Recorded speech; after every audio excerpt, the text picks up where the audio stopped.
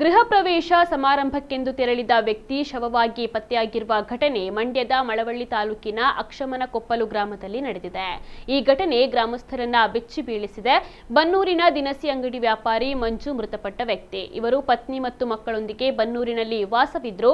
ಮಂಜು ಹುಲ್ಲೇಗಲ ಗ್ರಾಮಕ್ಕೆ ಸಂಬಂಧಿಕರ ಗೃಹ ಪ್ರವೇಶ ಸಮಾರಂಭಕ್ಕೆ ತೆರಳಿದ್ದು, ಬಳಿಕ ವಾಪಸ್ ಮನೆಗೆ ಬಾರದ ಹಿನ್ನೆಲೆಯಲ್ಲಿ ಗಾಬರಿಗೊಂಡ ಪತ್ನಿ ಹುಡುಕಾಟವನ್ನು ನಡೆಸಿದ್ದಾರೆ. ಆದರೆ ಬೆಳಿಗ್ಗೆ ಹುಟ್ಟೂರಿನ ಮನೆಯ ಜಗಲಿಯ ಮೇಲೆ ಮಂಜು ಶವವಾಗಿ ಪತ್ತೆಯಾಗಿದ್ದಾರೆ. ಮೃತದೇಹದ ಮುಖದ ಮೇಲೆ ಗಂಭೀರವಾದ ಗಾಯಗಳಾಗಿದ್ದು, ಕತ್ತು ಬಿಗಿದಿರುವ ಗುರುತುಗಳು ಕೂಡ ಪತ್ತೆಯಾಗಿವೆ. ಜೊತೆಗೆ ಅವರು ಧರಿಸಿದ್ದ ಬಟ್ಟೆಗಳು ದೂರದಲ್ಲಿ ಚೆಲ್ಲಾಪಿಲ್ಲಿಯಾಗಿ ಬಿದ್ದಿದ್ದವು. ಇದು ಹಲವು ಅನುಮಾನಗಳಿಗೆ ಕಾರಣವಾಗಿದ್ದು, ಸದ್ಯ ಪೊಲೀಸರು ತನಿಖೆಯನ್ನು ನಡೆಸ್ತಾ ಇದ್ದಾರೆ.